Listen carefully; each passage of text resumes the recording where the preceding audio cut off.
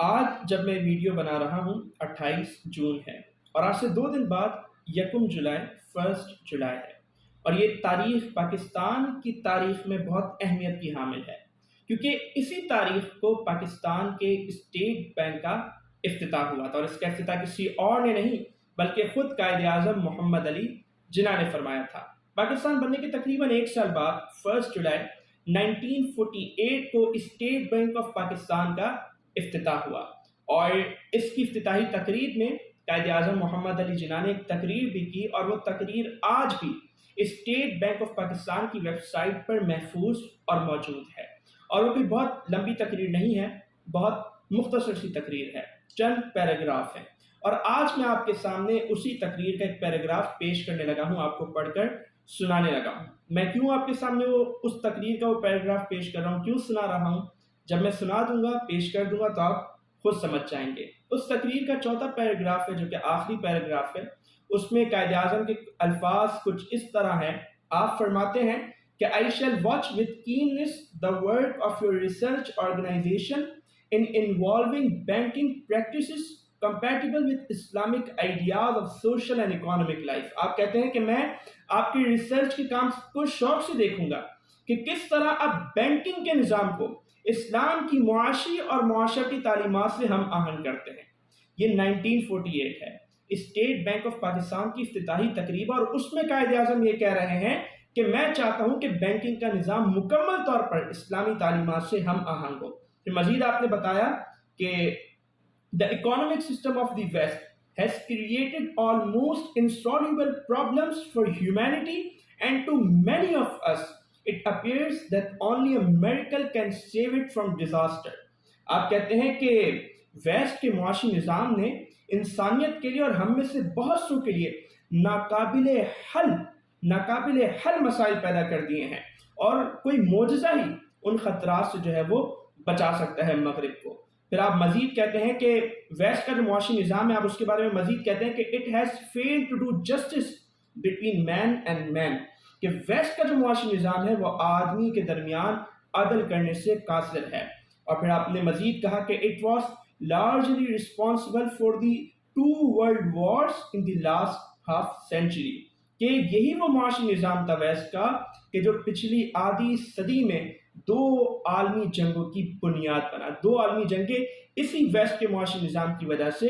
برپا ہوئی۔ پھر آپ مزید کہتے ہیں کہ the western world in spite of its advantages and industrial efficiency is today in a worse mess than ever before in history۔ آپ کہتے ہیں کہ مغربی دنیا اپنی تمام تر جدید ٹیکنالوجی کے باوجود آج تاریخ کے بدترین دور سے گزر رہی ہے، اور تاریخ میں ایسا بدترین وقت مغربی دنیا پر کبھی نہیں آیا۔ آپ مزید کہتے ہیں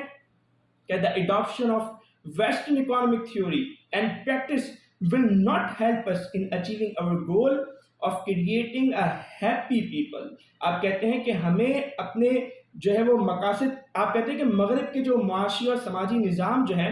اس کو ہم اپنا کر اپنا مقصد حاصل نہیں کر سکتے، اور ہم ایک خوشحال اور ایک پرامن معاشرہ اس کی بنیاد پر تشکیل نہیں دے سکتے۔ آپ کہتے ہیں کہ we must work our destiny in our own way and present to the world an economic system based on true Islamic concept of equality of manhood and social justice۔ آپ کہتے ہیں کہ ہمیں اپنے مقاصد کے حصول کے لیے اپنے طریقے سے، یعنی اسلامی طریقے سے کام کرنا ہے، اور ہمیں دنیا کو ایک ایسا ماڈل بنا کر دکھانا ہے جو اسلامی معاشی اور معاشرتی عدل پر مبنی ہو۔ اور آپ پھر مزید کہتے ہیں کہ we will thereby be fulfilling our mission as Muslims، کہ اس طرح کر کے ہم بطور مسلمان اپنے مقصد کو حاصل کریں گے، اور کیا کریں گے؟ and giving to humanity the message of peace which alone can save it and secure the welfare, happiness and prosperity of mankind۔ کہ اس طرح ہم اپنے مقصد کو بھی بطور مسلمان حاصل کریں گے، اور پوری نوع انسانیت کو امن کا ایسا پیغام دیں گے، ایسا پیغام جو تنہا تنہا اکیلا انسانی معاشرت اور انسانی معاشرت کی خوشحالی اور ترقی کو قائم بھی رکھ سکتا ہے اور اسے بچا بھی سکتا ہے۔ تو آپ نے تقریر کا حصہ سنا، اور آپ نے یہ بھی سنا کہ یہ کب کی گئی تھی؟ اسٹیٹ بینک کی افتتاحی تقریب میں۔ آج سے کچھ روز قبل 28 اپریل کو وفاقی شرعیہ عدالت نے یہ فیصلہ جاری کیا کہ پاکستانی حکومت اپنے تمام معاملات سے سود کو خارج کر دے، ربا کو خارج کر دے، اور اپنا جو نظام ہے وہ بالکل پرفیکٹ کر لے، سود کو اس سے نکال دے۔ تو کچھ دنوں قبل کیا ہوا، اسٹیٹ بینک اور پاکستان کے کچھ بینکس نے اس فیصلے کو چیلنج کر دیا، اس کے خلاف اپیل دائر کر دی۔ یہ قائد اعظم تھے جو اسٹیٹ بینک کی افتتاحی تقریب میں یہ باتیں کہہ رہے ہیں، یعنی ایک طرف تو وہ یہ کہہ رہے ہیں کہ انسان اسلامی تعلیمات کو اپنایا جائے، اسلامی معاشی نظام لاگو کیا جائے، اور دوسری طرف وہ مغرب کے معاشی نظام کی خرابیاں بھی بیان کر رہے ہیں۔ لیکن ہم یعنی آج ہمارا جو نظام ہے، ہمارے ملک کا جو نظام ہے، اور جو بینکس ہیں وہ اسی میں ملوث ہیں، وہ ربا میں ملوث ہے۔ اور ربا یہ کتنی بڑی لعنت ہے کہ اللہ تعالیٰ نے قرآن پاک میں فرمایا کہ اگر تم ربا نہیں چھوڑتے تو کیا ہو، فَأْذَنُوا بِحَرْبٍ مِّنَ اللَّهِ وَرَسُولِهِ، تو گویا تم اللہ اور اس کے رسول سے جنگ کرتے ہو۔ تو جو اللہ اور اس کے رسول سے جنگ کرے اس کی معاشی حالت کیسے سدھر سکتی ہے، بلکہ وہ تو معاشی حالت اور بدترین سے بدترین ہوتی چلی جائے گی۔ تو آج آپ کے سامنے اس پیراگراف کو پیش کرنے کا مقصد صرف اتنا تھا کہ آپ جان جائیں کہ پاکستان کس لیے بنا تھا، پاکستان کے بانیان کیا چاہتے تھے۔ قرارداد مقاصد کی دوسری دفعہ جو ہے وہ یہ بات واضح کرتی ہے کہ پاکستان میں جو بھی قانون ہوگا وہ قرآن و سنت سے متصادم نہیں ہوگا، قرآن و سنت کے عین مطابق ہوگا۔ لیکن آج یہ سود سب سے بڑی لعنت ہمارے نظام کا حصہ ہے، جو کہ قرآن و حدیث سے سراسر متصادم اور اللہ اور اس کے رسول سے کھلی جنگ کا اعلان ہے۔ تو بس یہ مقصد تھا آج اس پیراگراف کو بتانے کا، تاکہ آپ لوگ جو ہے وہ اس کے بارے میں جانیں۔ میں نے سود کی حرمت پہ کوئی بحث نہیں کی، کیونکہ وہ آپ جانتے ہیں یہ جو پورا ایک معاملہ ہے، اس کی جو ایک پوری تاریخ ہے پچھلے 30 سالوں سے جو چلتا آ رہا ہے، میں نے اس پہ بھی کوئی ڈسکشن نہیں کی۔ میں نے بس آپ کو یہ پیراگراف پڑھ کے سنانا تھا جو کہ اسٹیٹ بینک کی افتتاحی تقریب میں تھا، اور آج وہی اسٹیٹ بینک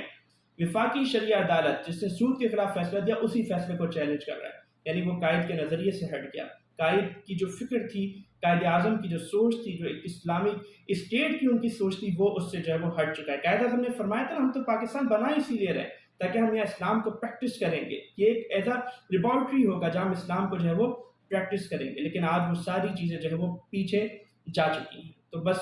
ہم دعا کر سکتے ہیں کہ اللہ تعالیٰ جو ہے وہ ہمارے نظام کو بہتر فرمائے اور سود سے ہمیں جو ہے وہ محفوظ و معمون فرمائے۔ آمین بجاہ نبی امین صلی اللہ علیہ وآلہ وسلم۔